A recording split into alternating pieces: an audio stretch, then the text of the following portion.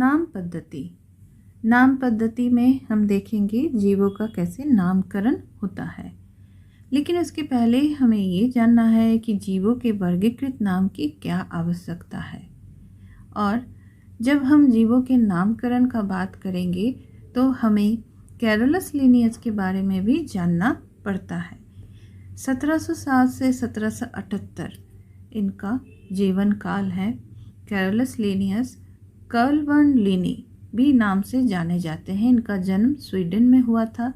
ये पेशे से डॉक्टर थे, लेकिन पौधों के अध्ययन में उनकी खासी दिलचस्पी थी। 22 वर्ष की आयु में पौधों पर उनका पहला शोध पत्र प्रकाशित हुआ।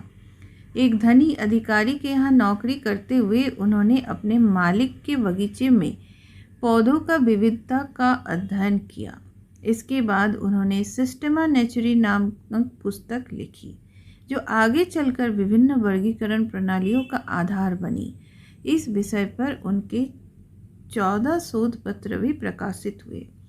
उनके द्वारा की गई वर्गीकरण प्रणाली में पौधों को सरल क्रम में इस प्रकार व्यवस्थित किया जा सकता है जिससे उनकी पहचान हो सके।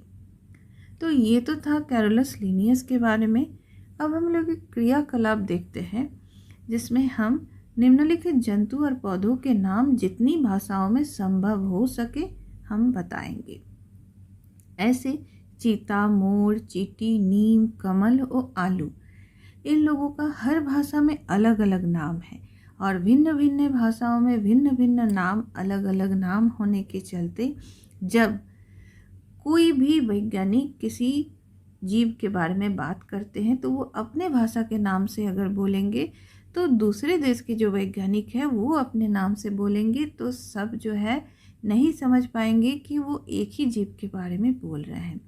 ऐसे में एक ऐसी नाम की ज़रूरत पड़ी जो पूरे विश्व में उसे एक ही मतलब से समझा जाए। इसे हम लोग वैज्ञानिक नामकरण कहते हैं।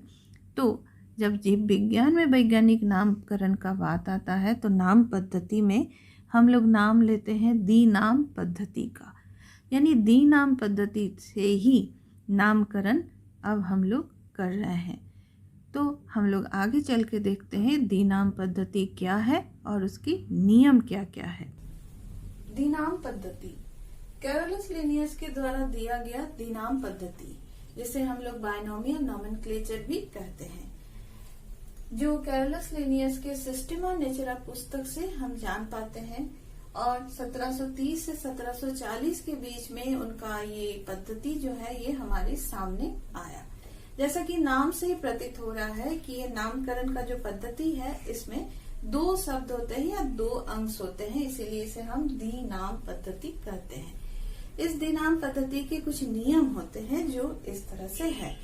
पहला जो नियम है, जीव का नाम जो है वो लैटिन नाम में लिखा जाएगा। दूसरा नियम है, पहला शब्द वंश का और दूसरा शब्द जाति का होता है।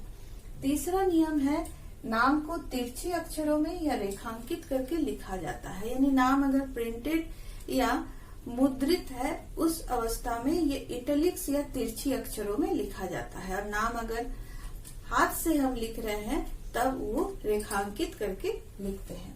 चौथा नियम है, वंश का पहला अक्षर अंग्रेजी के बड़े अक्षर से लिखा जाता है और जाति का पहला अक्षर अंग्रेजी के छोटे अक्षर से लिखा जाता है। उदाहरण स्वरूप हम देख रहे हैं आम का नाम मैंगीफेरा इंडिका, इसमें 2 हिस्से हैं।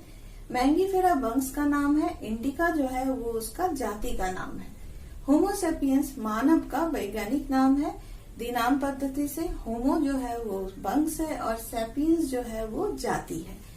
पैंथेरा टाइग्रिस, पैंथेरा जो है वो बाघ का वंश है और टाइग्रिस जो है बाघ का जाति है, तो पैंथेरा टाइग्रिस जो है वो बाघ का नाम हुआ। फेलिस डोमेस्टिका बिल्ली का नाम है। फेलिस जो है वंश का नाम है और डोमेस्टिका जो है उसका जाति का नाम है। इन सारे उदाहरणों में हम देख रहे हैं वंश का नाम अंग्रेजी के बड़े अक्षर से शुरू हो रहा है और उसके बाद के अक्षर छोटे अक्षर है, और जाति का नाम जो है वो छोटे अक्षर से शुरू हो रहे हैं और बाकी के अक्षर भी छोटे अक्षरों से लिखा जा रहा है। तो ये है हमारा दी नाम पद्धति।